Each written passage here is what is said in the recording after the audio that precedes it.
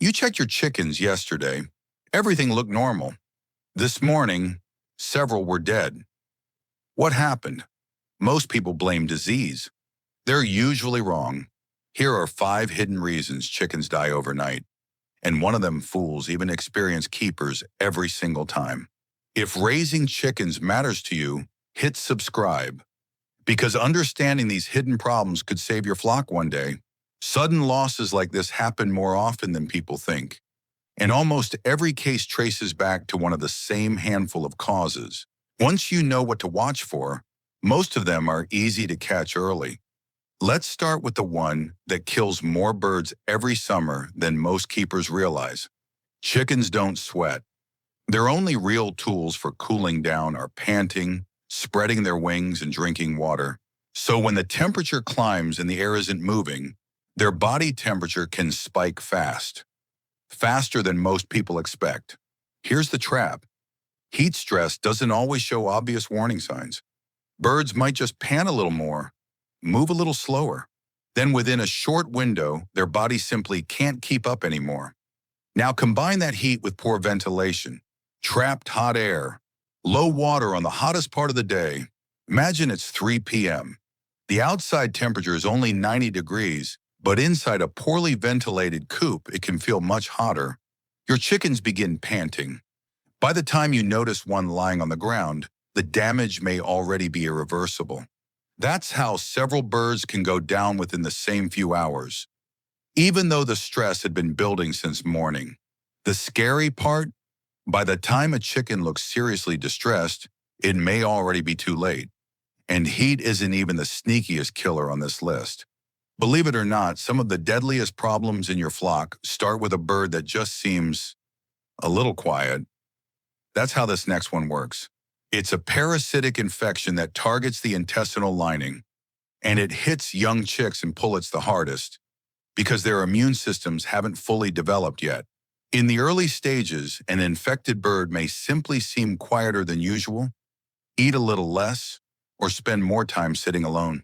Barely noticeable. But inside, the parasite is already damaging the gut, draining the bird's ability to absorb nutrients and stay hydrated. By the time you see the real symptoms, ruffled feathers, lethargy, blood in the droppings, the infection is often already severe. Picture a brooder with 20 chicks. One of them starts sitting apart from the group, just slightly slower to move toward the feeder. Nobody thinks much of it. 3 days later, that same chick is gone, and by then, 2 or 3 others are already showing the same signs. In young, crowded, or damp housing, it spreads bird to bird fast. Every poultry keeper remembers the first bird they lost without any warning. For a lot of keepers, this disease is the reason why. That's coccidiosis, and it's one of the top reasons young flocks lose birds without anyone catching it in time. Now here's one that has nothing to do with disease at all. Some chickens die with a full feeder sitting right beside them. The problem isn't food, it's water. A chicken can miss a meal and usually recover. Missing water is a completely different story. Without it, that window shrinks fast, especially when combined with heat or stress. Dehydration hits organ function hard, and it does it quietly, without the dramatic symptoms you'd expect. A clogged nipple waterer, a tipped trough, a line frozen or blocked by debris. This happens more often than people think. A single blocked nipple drinker in one section of the coop may leave several birds without water for hours, while the rest of the flock appears perfectly normal. These aren't rare failures. They're common, easy to miss ones. And the weaker, lower-ranking birds, the ones pushed away from the water first, are usually the ones who go down before anyone notices anything was wrong. Imagine checking your coop, seeing water sitting right there, and never realizing half your flock couldn't actually reach it. And it's not just heat that causes this. In colder months, a line can freeze overnight without any visible sign from the outside. The trough looks full, but the birds simply can't get to it. That's water failure, one of the most preventable yet most overlooked causes on this list. But the next one flips everything you think you know about a healthy bird. Here's an uncomfortable truth. If you're raising fast-growing broilers, the bird gaining weight the fastest, the one that looks the healthiest, is sometimes the one at the highest risk. Modern broiler breeds have been selectively bred for one main goal: fast, efficient muscle growth. That's great for production, but it comes with a trade-off. Their cardiovascular system doesn't always keep pace with their rapid growth. That means the heart can end up working overtime just to keep a rapidly growing body alive. And these birds often show zero visible signs of distress right up until the moment they collapse. No prolonged illness, no obvious weight loss. Picture a batch of broilers at 5 weeks old. One bird has been eating well, growing faster than the rest, looking like the star of the flock. Then one morning, it's simply lying on its back, gone. While birds half its size are still walking around completely fine. In many cases, it's the biggest, best-looking bird in the flock that goes down first. That's the opposite of what every instinct tells a keeper to expect. Hold on to that thought, because it connects directly to the answer we're building toward. This last one doesn't come from the birds at all.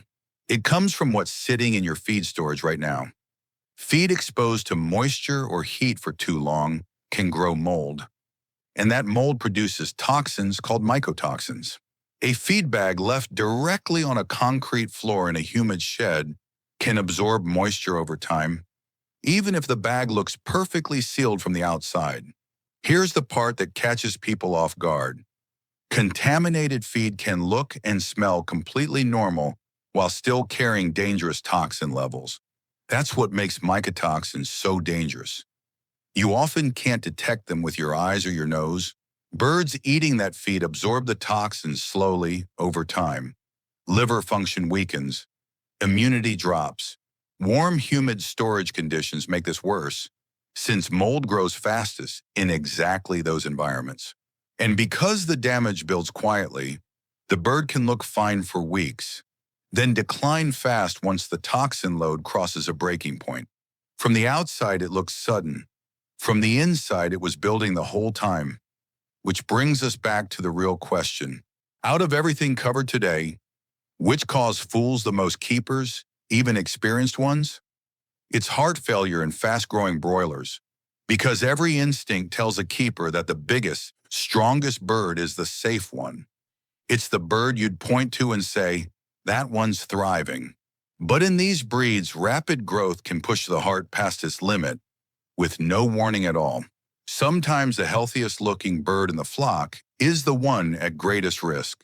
That gap between how a bird looks and what's actually happening inside it is exactly why this cause slips past even people who've raised chickens for years.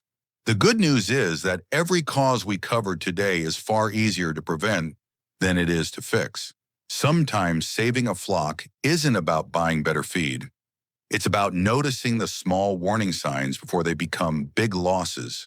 So here's a real question for you. Which one of these has actually caught you off guard in your own flock? So here's a real question for you. Which one of these has actually caught you off guard in your own flock?